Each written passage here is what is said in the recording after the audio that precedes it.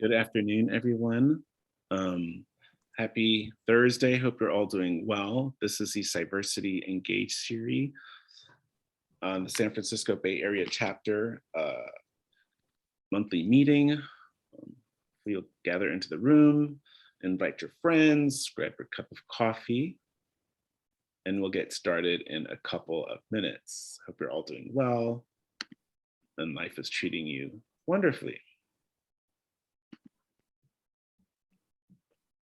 We will be recording this session, so and I'm super excited. We have some really great content, great tech talk from Immanuel Chavoya, and we'll get started in about 60 seconds.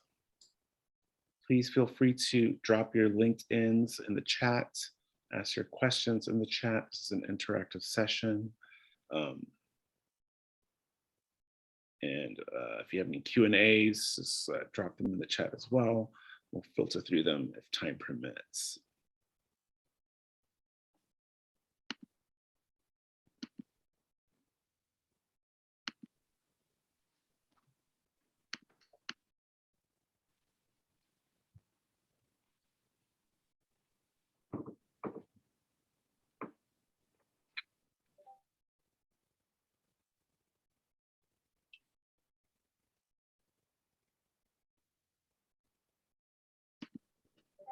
Okay, so thank you so much for joining, everyone. As I said, this is being recorded.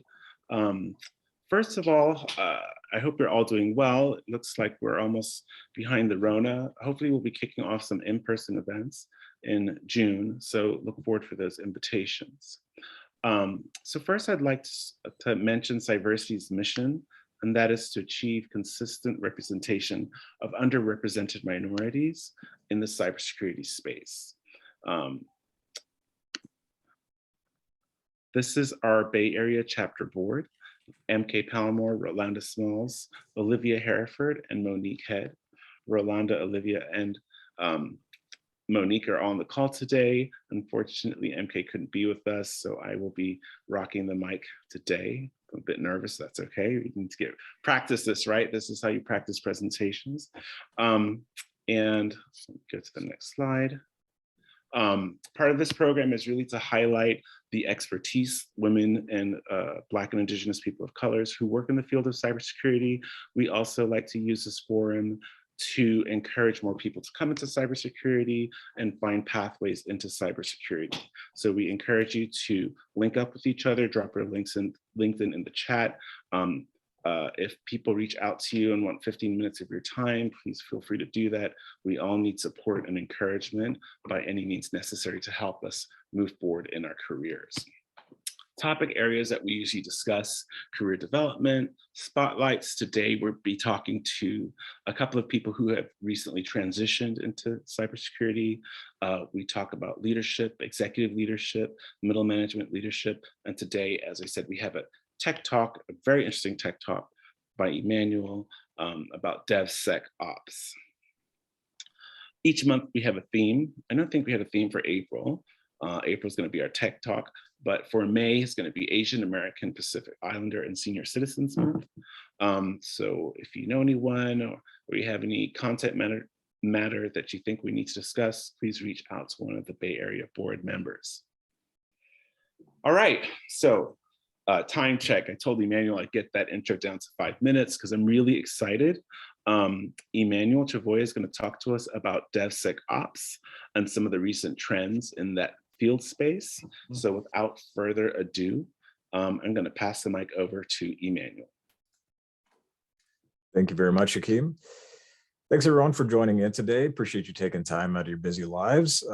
Hopefully this presentation will be informative. I'm Immanuel Chavoya. I guess I'll go ahead and get into a little bit of background about myself, and then we'll jump into the talk itself. So let's see here. This is my Who Am I page. So I've been in security now for close to 8 years, but it feels like a lifetime. So I've done both site reliability engineering, which is kind of like maintaining the continuity of operations of Pleiades supercomputer at NASA Ames. I transitioned into their security operations team, and I actually worked with Marco Palacios, who's also here today. So, hey, Marco. And so in the Security Operations Center, essentially looking over the agency and monitoring and detecting network traffic, endpoint traffic for malicious and anomalous activity, and responding and escalating as necessary. So it's a great opportunity to really upskill and kind of get insight into things that are, very, mission critical, so to speak. Transitioning out of that government sector into the private sector, I moved into product security. And so I kind of feel like an evangelist of product security. And my talk today is on a facet of product security, which is, either DevSecOps or SecDevOps. It kind of goes by either name. And essentially, it's the implementation of security coupled with the development team and the operations teams. So if you're familiar with DevOps, this is kind of the next iteration, which is bringing down the wall with the security team. So that way we can build and ship code and applications securely in efforts trying to make 0 days harder, to make the strength of applications in our internet and our agencies more secure, so that we make it harder on attackers. Because as we know, it's an escalating conflict between defenders and attackers, and there's a huge cost disparity in defending, right? At NASA, we spent tens of millions to defend. In other private organizations, you may have a tenth of that budget, and you still have to defend against all the threat actors who may be out there targeting you. So why it's important for me today is because in product security, you go through DevSecOps, threat modeling, vulnerability management, architectural design review, and you enable the implementation of applications and infrastructure more securely now than ever, in an effort to really combat those threat actors. So we make it much harder on them. And so hopefully this is an insightful talk to you. I think if I were to orient you, the two common sectors or verticals in cybersecurity, which we're all familiar with, are like red team and blue team. And red team is a very offensive, right? So pen testing, right? And blue team is very defensive, so monitoring, detection, incident response. Product security kind of sits right outside of that. So you're both offensive, you're pen testing your own products, you're looking for vulnerabilities and weaknesses, and you're also building it more securely. So I like to call it the gold team, because really you're protecting that central point of the business, that what's most important, the crown jewel, so to speak. So back to the intro slide. This talk is going to be intro to SecDevOps or DevSecOps. I think I like the term DevSecOps, but SecDevOps makes more sense because it's security, then development, then operations. Just a quick disclaimer, this following talk does contain personal thoughts and ideas and opinions, and they do not represent those of my current or past employer. So I just want to get that disclaimer out there. So again, thanks everyone for joining in. I'm hoping that if you're not familiar with DevSecOps, if you're not familiar with the DevOps movement, that you're going to get a little bit of insight from today's talk into where you can either drive in to learn a little bit more on your own time, and maybe how to build those bridges and collaborate with your development teams to see where you as a security practitioner can enable the business through providing better security earlier on in the production lifecycle. So these are some of the topics we're going to cover today, and this is recorded and this will be posted later. So if you can't read everything on the slides, there's only about 20 or 25 minutes to get through this. This talk will be provided after the fact, and you can review it and go in depth, detail by detail, and kind of learn a little bit more on your own. So we're going to start with cloud provider comparisons. If you're familiar with cloud, it's kind of the move away from on-prem to more distributed, scalable platforms like AWS, GCP, and Azure.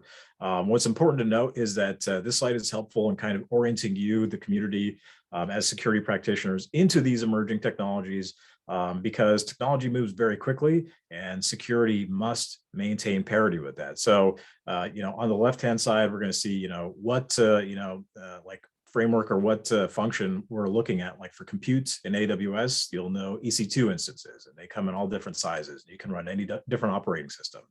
On Azure or GCP, it'll be compute engines or virtual machines. And just go through this list, and this is trying to help you orient to all the different cloud providers or cloud tenants out there. So that way it's kind of providing you a little bit of a roadmap and bringing down some of that ambiguity, right? So providing some of the insights that I've learned over the years to help kind of get you upskilled quicker, so to speak. I want to quickly jump into the AWS shared responsibility model. What's important about this as security practitioners is that we have to understand what our responsibility is and what responsibilities we need to place on our development and engineering teams as they develop those cloud instances and they develop in a platform like AWS, and what AWS's responsibility is. So we are responsible for the data. So if we're holding anything that's sensitive, we need to know what compliance frameworks we need to align to. We need to make sure that our cloud infrastructure takes that into consideration, right? We need to, make sure that our operating systems and networks are configured in a way that's secure and defensible, whether it's a WAF, and appropriate network access controls. And so this really gives you a high level detail as to what you and your team would be responsible for as compared to, or, what AWS is responsible for. So there are many benefits to cloud, but there are still some of the same constraints that exist even on-prem, where you have to be responsible for the encryption of your data. You have to be responsible for the network architecture and the defensible implementations, implementing WAFs and load balancers, things of that nature. So that's what you'd be responsible for. And so I think this slide is helpful to kind of orient you to that. I want to focus today's talk on many different facets of DevSecOps, which is like moving quickly and iteratively through the development pipeline with scalable automation. And a lot of times that will be implementing infrastructure in the cloud, because implementing on-prem is very difficult to maintain at the scale that the DevOps movement is moving at these days. So we'll look at AWS predominantly because it's the forefront or the forerunner in cloud computing, and they've been around the longest, and they're kind of the standard platform.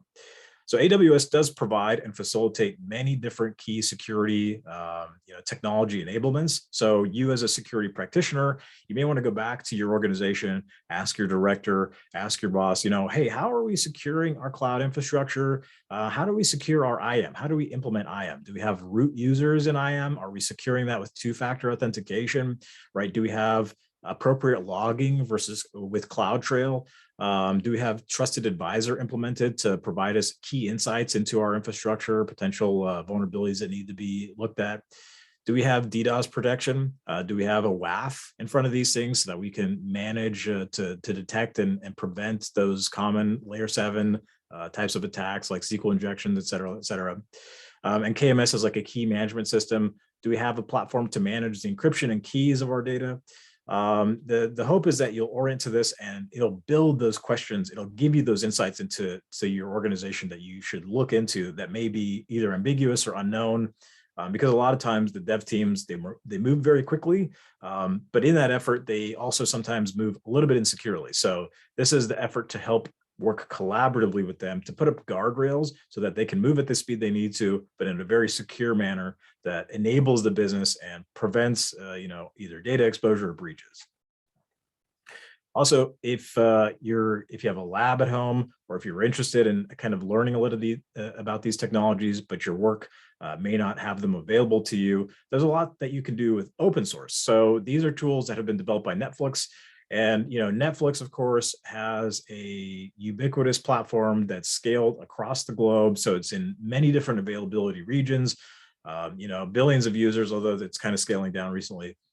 And so it's important to understand that for them, they've had to solve many platform issues that didn't have solutions before, and they chose to open source a lot of those solutions. So with something like Zool, you have a managed API gateway, and APIs, for those that are familiar or not familiar, that's about 80% of the internet traffic today, from the applications on your phones to really how most things happen today are over APIs. And so they need to manage that traffic in and out through APIs, and they need to manage it in a secure, fashion as well. So a lot of these tools are open source. So if you're not familiar, you can Google them, go on GitHub, and facilitate cloning them locally, and you can play with them and kind of get familiar, or at least read the README and kind of understand what they are. And it'll hopefully help orient you and bring about questions, which I think is the most important.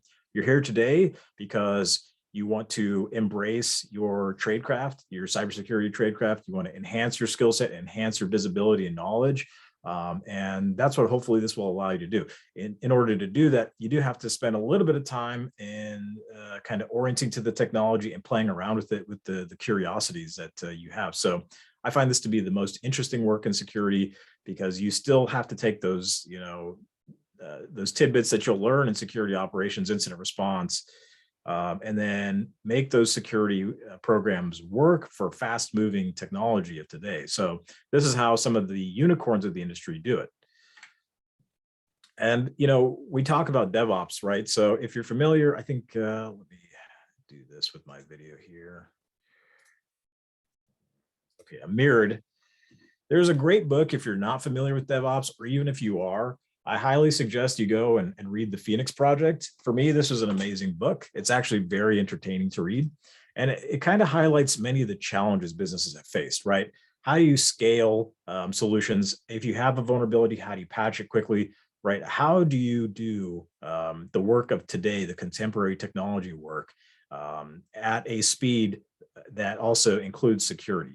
Well, the Phoenix Project addresses many of the challenges we all see in our organizations today. And it also gives you perspective of how they see security, the blocker, the gatekeeper, the constraint.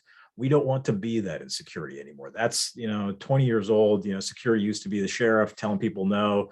Now we need to enable the business, which means we need to enable the DevOps team, but we have to understand their unique challenges and we have to be collaborative with them. So, a key takeaway from today's conversation is security is a part of the business. It's integral to the business's success, and we need to enable that through all of our stakeholders and all of our partners. But in order to do that, we truly have to understand what their goals are and what their challenges are. So, I implore you to go out and build those bridges internally, talk to your dev teams and they may be scared at first. They may be apprehensive because security has developed a bad name of being the blocker, being the bad guy that tells them, no, they can't do this. But hopefully you can facilitate that conversation and let them know that you're trying to enable them. You're not trying to be a constraint, but you have to enable some visibility and some security to put those guardrails up so that they can really do the work that they want to do. I find that the dev and the operations teams, they don't want to build insecure platforms. This is their baby. This is their life's work as well. So enabling them to have a robust security framework and implementations of technology is basically helping them build the best quality work that they can. And I think they'll appreciate it.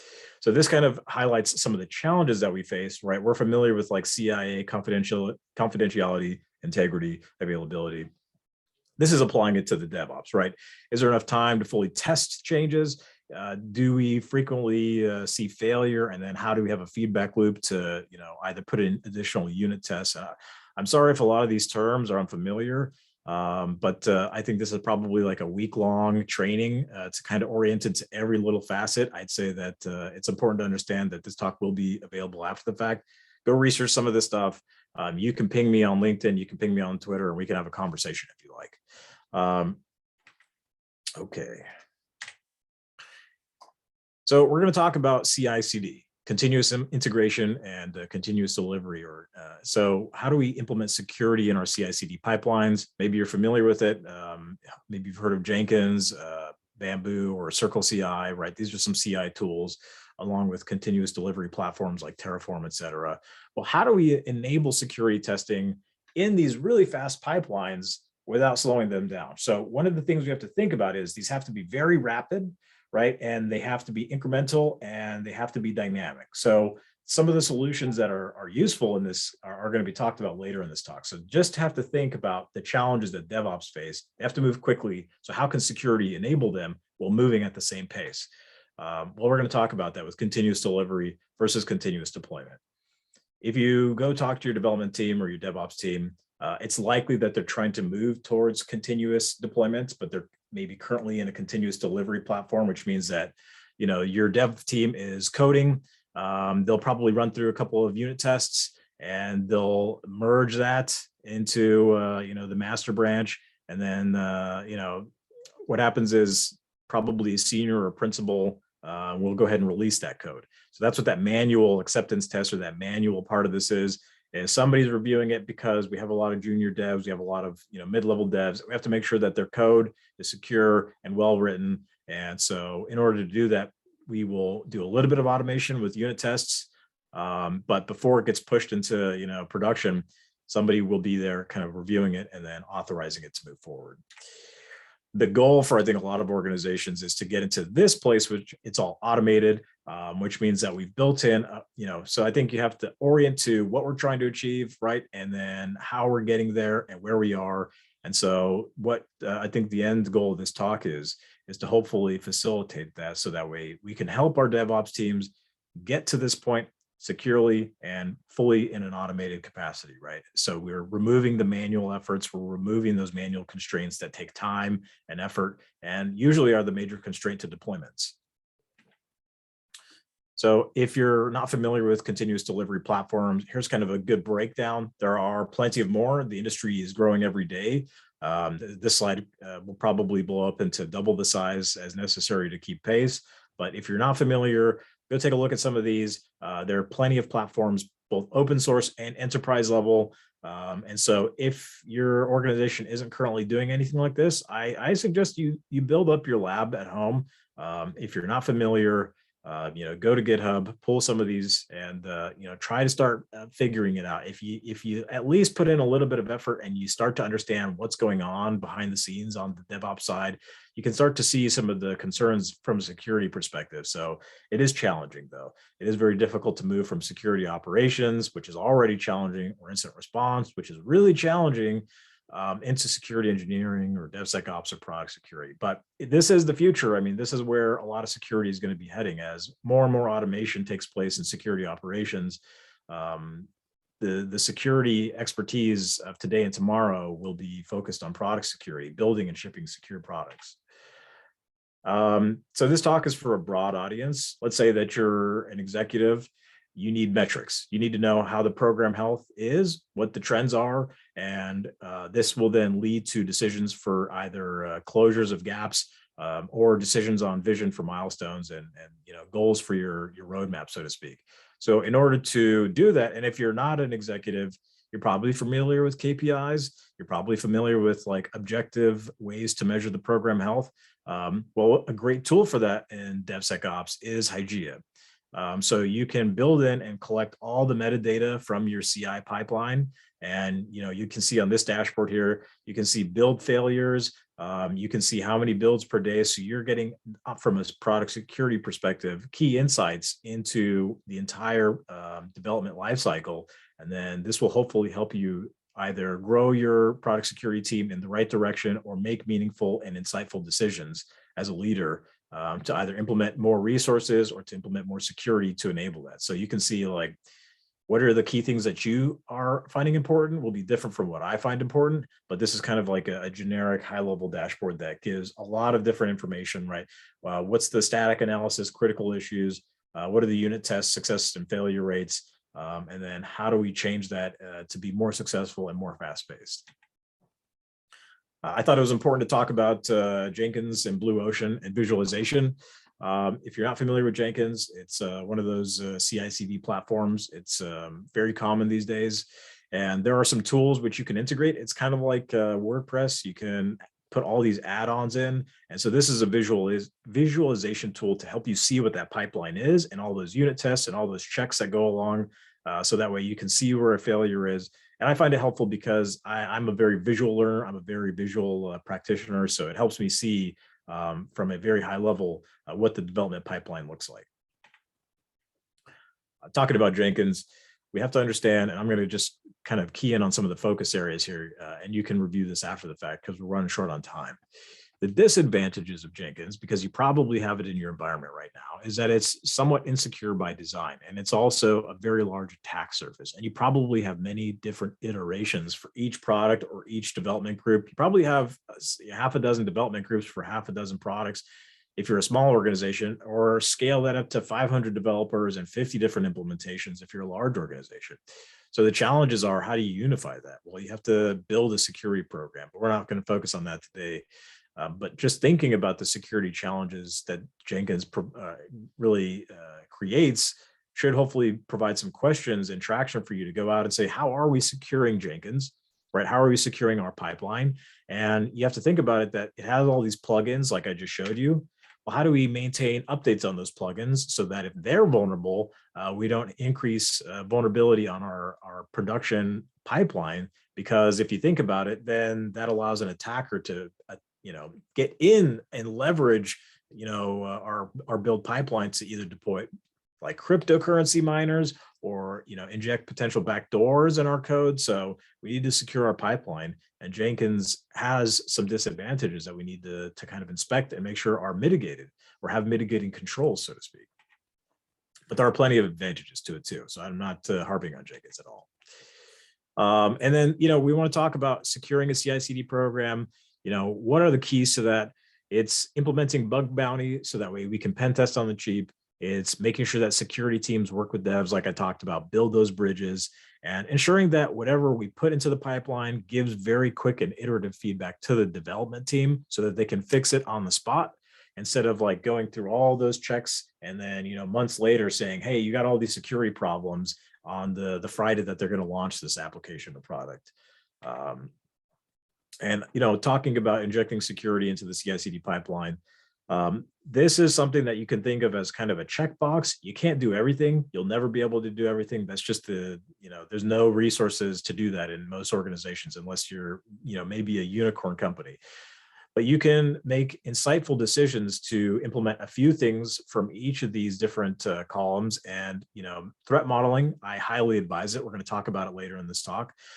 Static code analysis, DAST scans, and pen testing are incredibly important things. So if you only choose a few things, threat modeling, static code analysis, software composition analysis or dependency management, dynamic security tests, and pen testing. Those are really, really important things that should be in your security, or in your CI/CD pipeline or in your application security program. So threat modeling is important. If you're not familiar with it, then I'm happy to kind of give you some insights into what it is. And then the question is, how do we do threat modeling in a DevOps pipeline? How do we do it very quickly and iteratively? Well, so let's say that a lot of times we're making incremental changes in DevOps. And so we have to ask very simple questions. Are we changing the attack surface? Right? Are we implementing new technology to this stack? Right? Are we implementing something that needs to be dug down deeper into? If we're only making changes to libraries, like we're upgrading Log4j, we're upgrading OpenSSL, then likely we're not going to have to do a full in-depth threat model. So these are questions where you can quickly ask and then approve and get it out into production. If there are major changes, or if this is the first time this application is being designed and it's a brand new thing, we can think about doing a full threat model. And I'd say that Microsoft has the predominant tooling out there, which is Stride. There's also Pasta, Trike, and ATASM. And so there are actually quite a few different threat modeling methodologies out there. And so you can orient to them and kind of figure out what the best approach would be for you and your organization. My suggestion is look at Stride first because it's the most predominant. So if you need to hire staff, probably Stride will be the framework that most people are familiar with. So you'll be able to find talent and build a program around that. So talking about Stride, what is Stride? Well, it stands for spoofing, tampering, repudiation, information disclosure, denial of service, and elevation of privileges. So think about the fact that technology is growing at a pace which is hard to keep up with. Well, because of that, we have to implement a security program that's flexible enough so that it can adapt to any technology, whether it's containers or microservices, whatever it is, we can adapt those new technologies to our security program. And implementations of Stride provides you that level of framework here. So you can ask, you'll go iteratively through like the data flow diagram and see what the mitigating controls are for each one of these, different categories. And if you haven't ever seen a data flow diagram, if you haven't really seen like a Stride threat model, this is kind of a high level to give you at least a visual representation. So this dotted line could be considered like the internet boundary. This could be the risk boundary. And so a lot of applications are designed like this, high level, and then they go out and code it. You can't just code it from scratch. You have to like whiteboard it out. You have to understand, what are we trying to achieve here? So a lot of times this is going to be available and we'll decide on the technology, right? We're going to have a customer or a user connect to this application, whatever it is. It could be serving up anything. They're going to connect over HTTPS. If it's a static web app, that's fine. If they need to log in, we need to provide some secure facilitated manner, right, to ensure that all of these things have been considered, right? So how do we do all that in a very simple application? So this is highlighting, right, what are the trust boundaries are, and we need to understand what the mitigating controls are for data as it flows through, right, from the human user to the application, from the application back to the user, from this application to the database that pulls data to present to the user. And then, if we have a SaaS platform that we're integrating into this through an API or something, how do we secure that data flow as well? So that's what it is. It's really visualizing the data flow of an application and then understanding the different risks and the different mitigating controls. So that way, instead of after the fact finding out you're sending credentials in the clear, you've already thought about it, you've already put in mitigating controls, and you've built it out securely, and you can, reduce the time and cost later on in the life cycle of the product.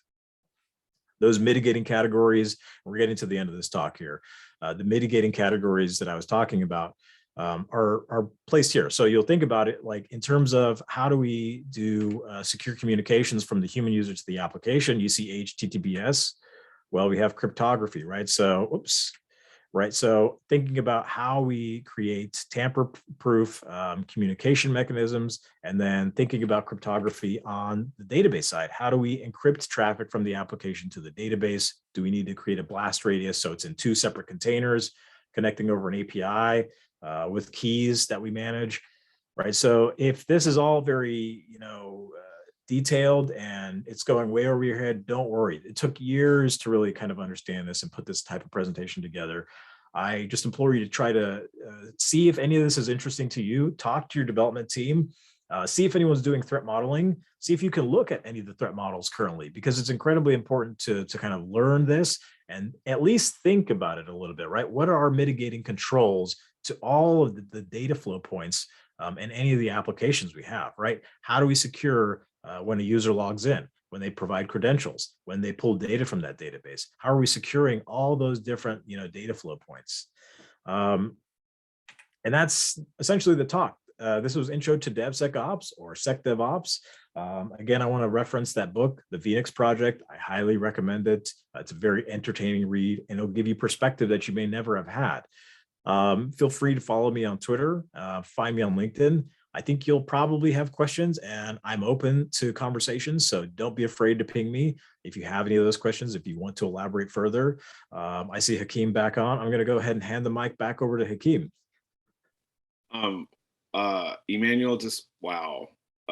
Wow. I'm still, I don't know. I guess I worked in a traditional sort of first party data center, then I moved to the cloud, and it's a bit of a different world, right? So this is very informative. I think you could probably take each one of those slides and create like a podcast or a 30-minute tech talk about each of those things. So first of all, thank you so much. I think this is really great. I'm just still trying to digest all the information. I am going to follow you on Twitter and LinkedIn.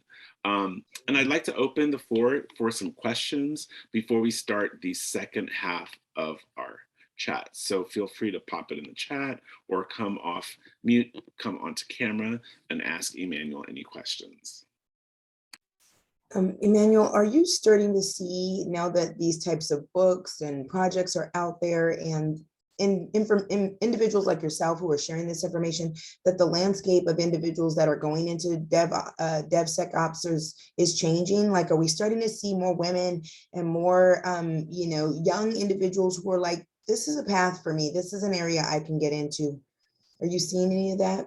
Yeah, absolutely. I think that it's incredibly important to understand for the audience today and for those who are watching us in the recording that, despite how difficult it's been for many of us to get in and be successful in security, there is a place for you with your unique background and perspective, and you don't have to have traditional pathways into it, because remember, whatever makes you unique in life, whatever has developed you into the person you are, that is useful in this industry, and especially with DevSecOps. We're solving unique challenges, and a lot of this isn't authored yet. A lot of this isn't well developed. So there are emerging conversations via books like the Unicorn Project or the Phoenix Project, and there are beginning to be emerging trainings and facilitated talks.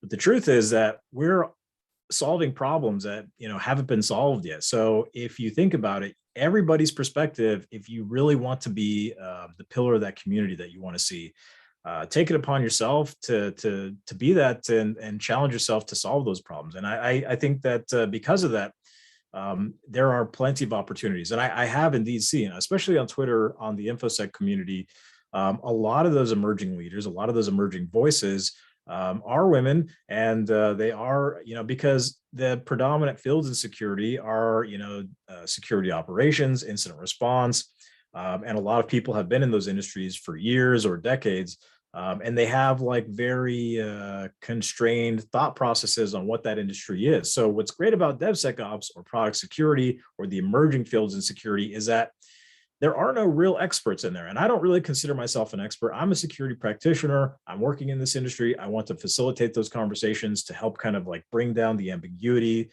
for those who are looking to get in.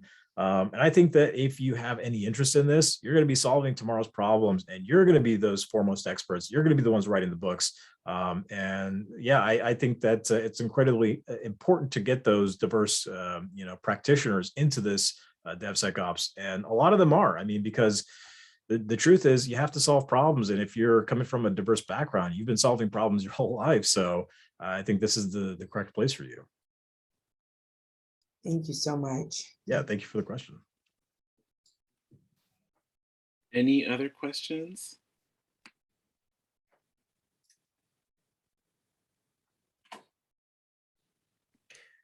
And that's completely fine. You may find that you have questions after the fact. And so please, again, feel free to reach out to me.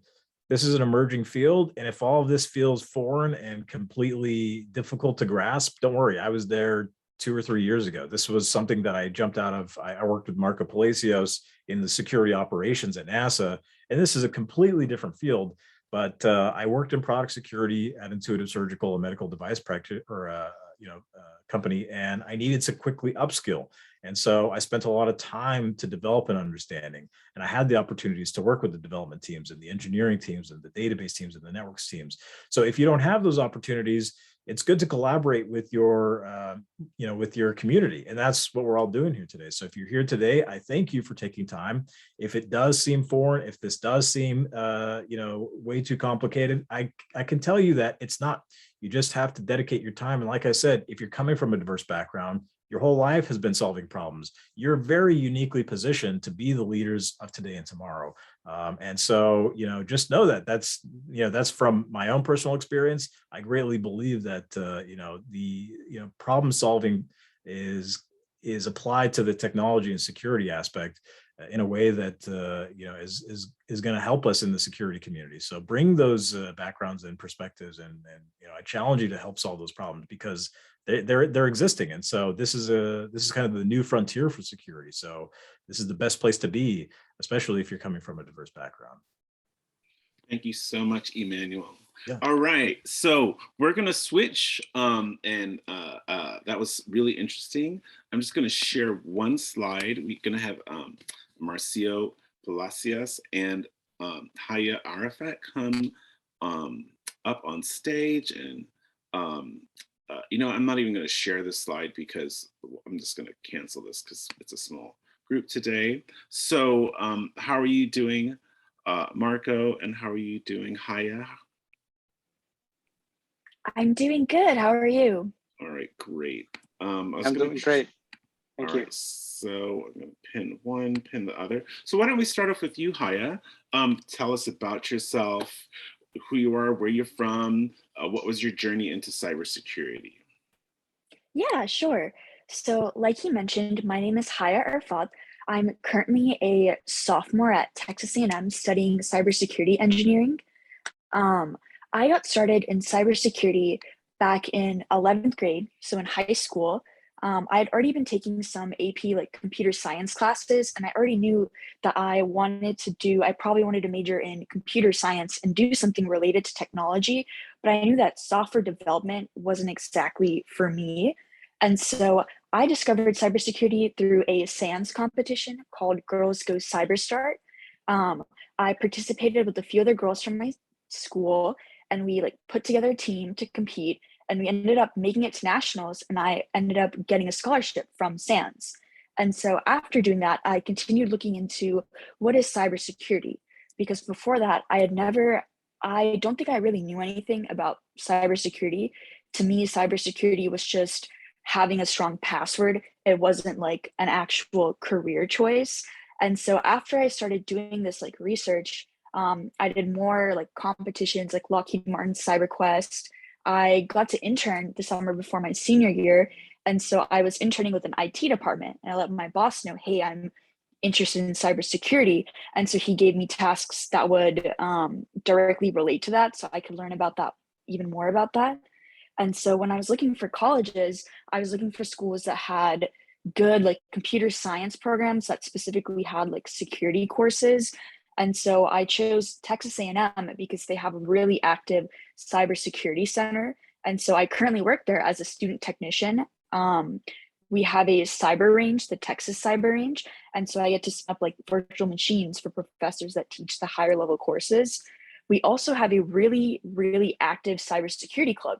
It has, I think, over 600 members, of which at least like 200 are very active. And so they're constantly bringing in like industry speakers, and they do things like they sponsor us for certifications. So like we can do the whole Red Hat systems admin certification for free right now.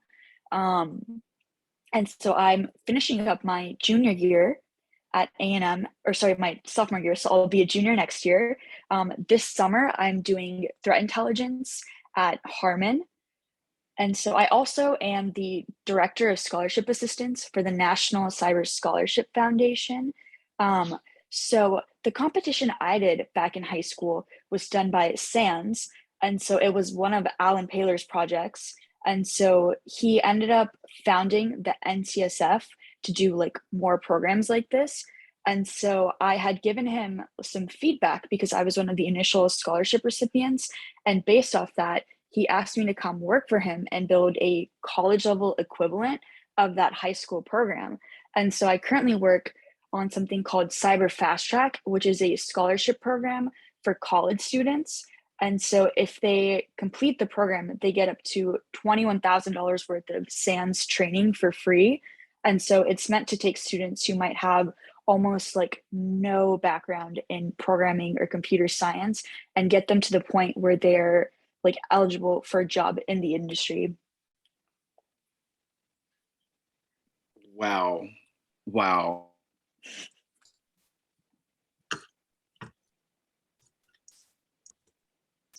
It looks like Hakeem has frozen, but that's okay. That was amazing, Haya. I'm just in awe. My jaw dropped and I was just like, wow, that is so much. And not just good for you as a practitioner, as a specialist, a person who's growing in the field, but it's so great because what you're doing also is giving back to the community. You're making sure that you're feeding that next generation that's going to come through.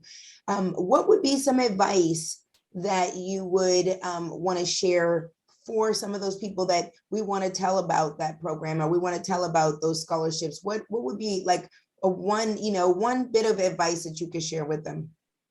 Yeah, I think my biggest like piece of advice is to just go for it. So many people think that they aren't smart enough, or they don't have the right skills, or it's too hard for them.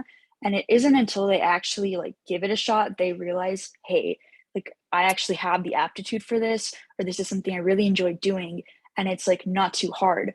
All of like our programs at NCSF are made so that there's a very like low barrier to entry, so you don't need any background knowledge coming in. And even for people who are already working in like other industries, there are so many like upskilling or reskilling programs out there specifically made so that they can enter cybersecurity even if they don't already have what they need. That's awesome. That is so incredible. So incredible. I thank you for just even getting us started with that thought around, the ability to transition and thinking about this even in high school level. That means we can all talk to people we know that are at that age and start getting them interested, because that is a time where they can start thinking about what they want to do for their life and where they want to go. Marco, I'm going to jump over to you. I want you to give this group a great introduction to who you are and how did you transition into cybersecurity? All right. Thank you so much, everyone. And thank you for joining us today, taking some time out of your busy schedule. So again, my name is Marco Palacios. I'm a senior tactical threat analyst at Fortinet. And I'm also the vice president of a nonprofit organization called Pacific Hackers Association. I am a veteran I serve in the United States Air Force, deployed to Afghanistan as part of Operation Enduring Freedom. And I hold a master's in cybersecurity and a bachelor's in information systems. Obviously the way I got into security, it was a little bit different from Haya's experience, because back in the day, for me, there was no cybersecurity. There was no such thing. It was just IT.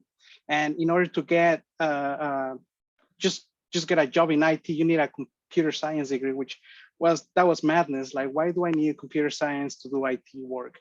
The closest or the next thing right to that was, information systems. So I picked information systems, both for the business, because it was, general for business, and then, a little bit of the technical aspects of IT.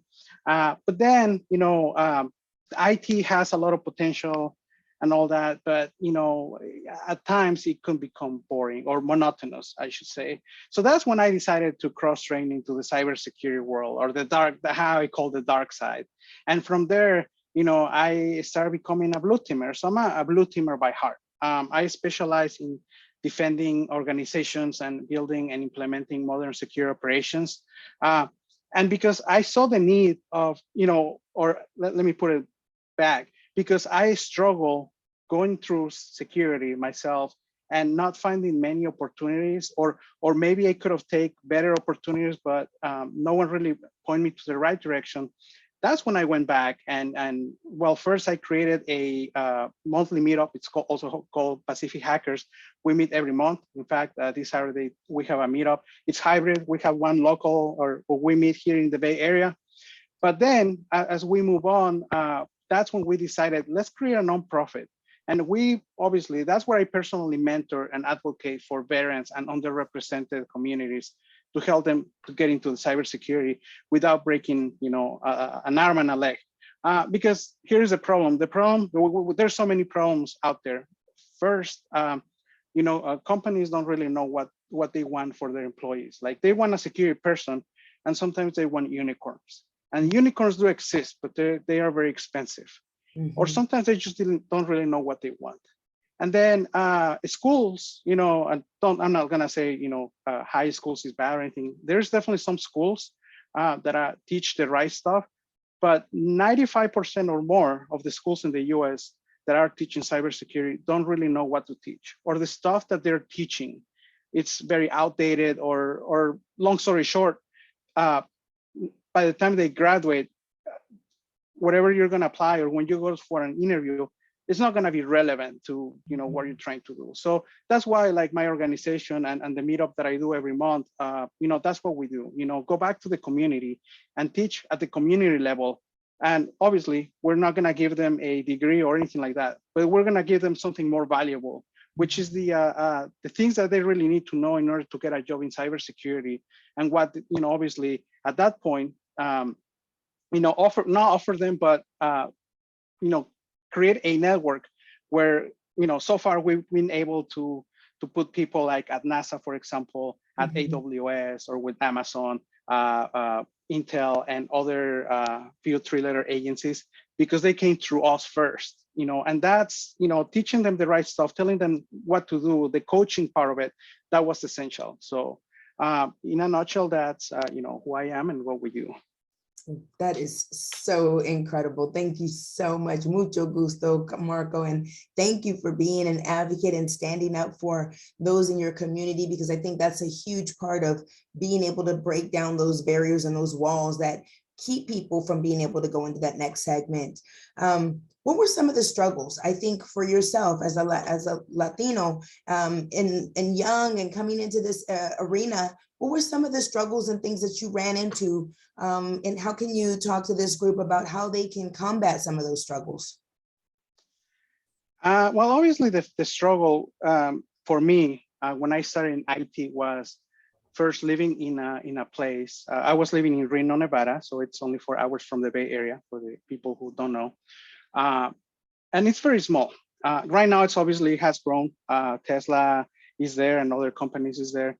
But the problem is, like, back in my days, it was very small. There was only like 2 or 3 companies that you could only work for. And, so beating the competition at the local level was hard because obviously, whoever graduated from the university went straight to those companies. So again, that was my struggle trying to get into just IT in general. But then as soon as I move out of Reno and move to the Bay Area, I think the struggle I had, had to do with, experience. And sometimes it could do, based on race as well. I unfortunately, throughout my career, I had really good experiences and really bad experiences. I don't really like to focus on the bad ones, but in general, I mean, what I'm trying to say is you will face a lot of things, of those type of things as a minority when you're trying to apply for jobs and stuff like that. So how I overcome those things? Well, first of all, believing in myself, believing that I could do the job. And because once you believe yourself, you can portray that to others and people are gonna see that.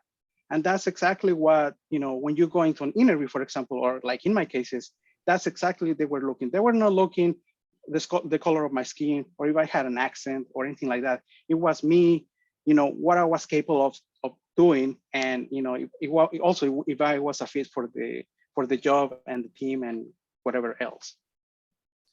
I love it. I love it. And I thank you and appreciate that share, because I think that is what people need to hear, is that you're going to still run into barriers. You're going to see things that are going to come up along the way, but you gave us some great insight on things that you did, how you stayed positive, how you stayed confident in yourself.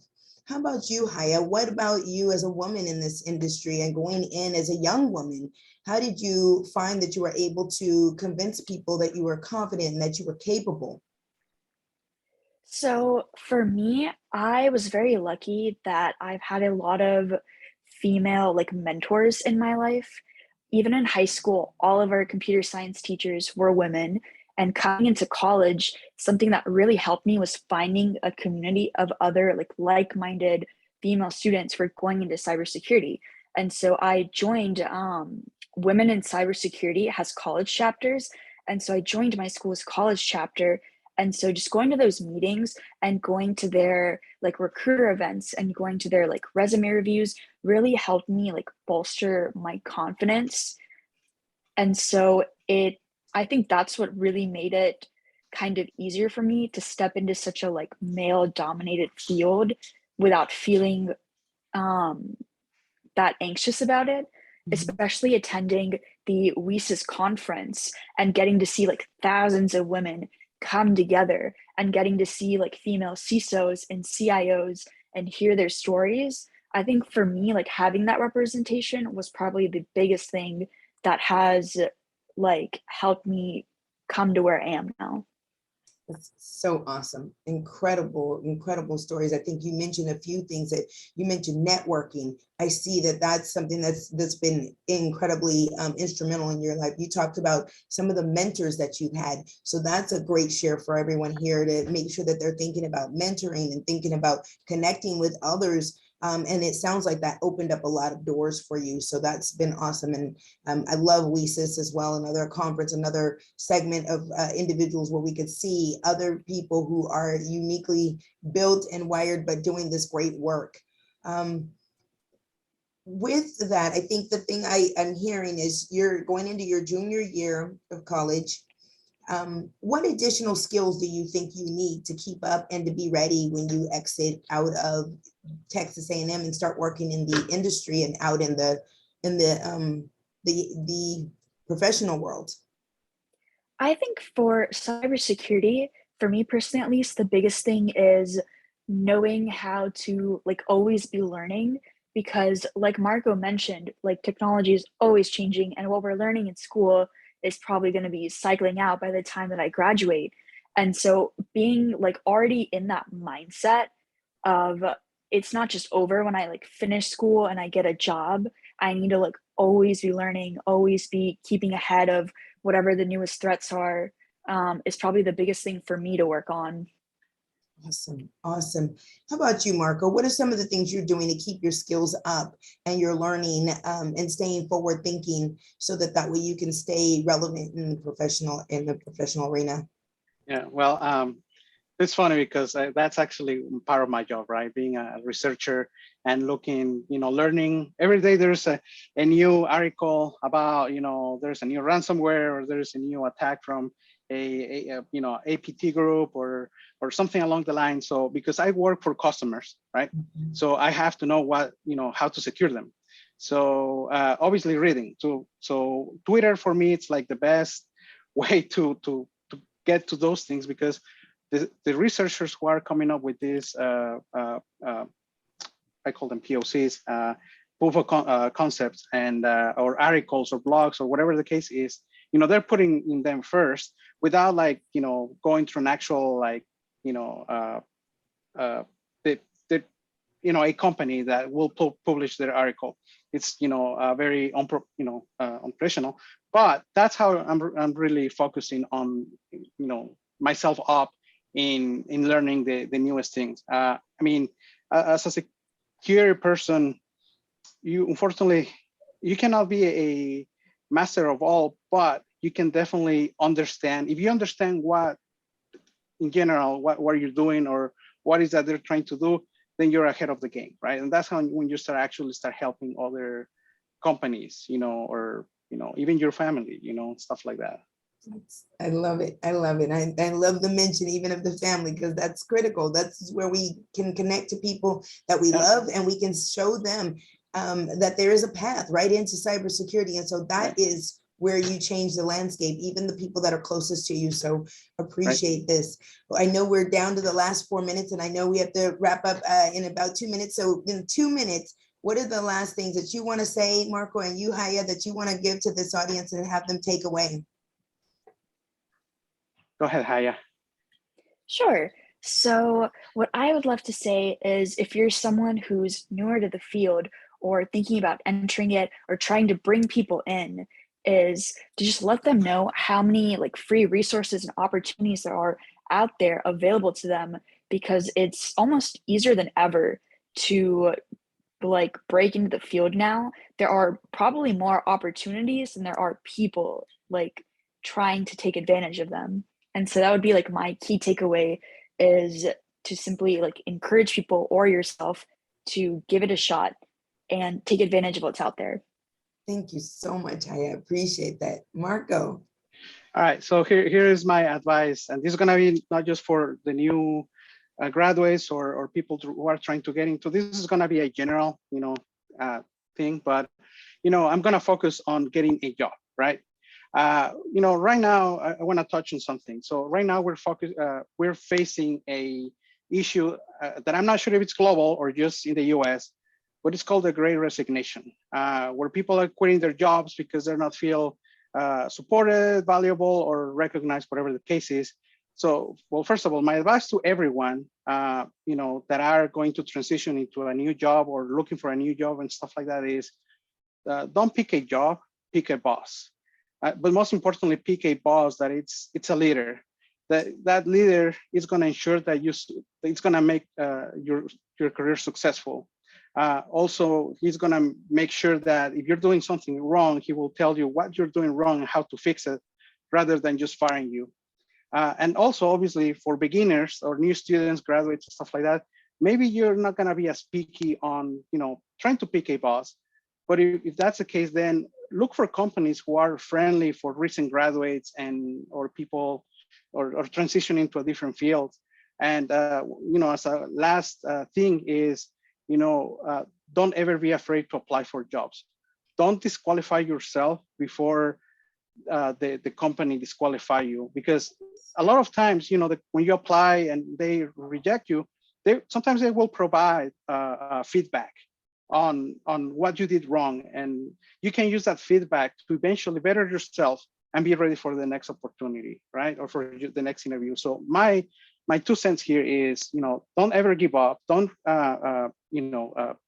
disqualify yourself, and keep trying until you get the job that you want. Thank you so much. Thank you to you, Immanuel, you, Haya, as well as you, Marco, Just want to do a quick share to close out as we get ready to wrap up. We want to thank you from our leadership team here at the Bay Area chapter of Cyversity. We want to remind everyone that Cyversity membership and all the great benefits that they have available to you, like Haya mentioned, there are so many resources, and Cyversity is one that also will provide you with plenty of just so many rich resources, mentors, and other things, access to jobs that are out there. So don't ever forget that. At the same time, join these monthly meetings, meet up and network with individuals so that you can continue to grow and take your career into the next level. Also tell someone else. Our next meeting is May 19th. Feel free to make sure that you're signing up. We'll be putting that registration out soon. And our June meeting, we're thinking about doing a in-person. So that's just a little tidbit, insight tip. So, but at this point in time, make sure you tell another friend or bring someone with you. Thank you so much and have a great day. Thanks, everyone. you. Thank you. Bye-bye. Have a great day.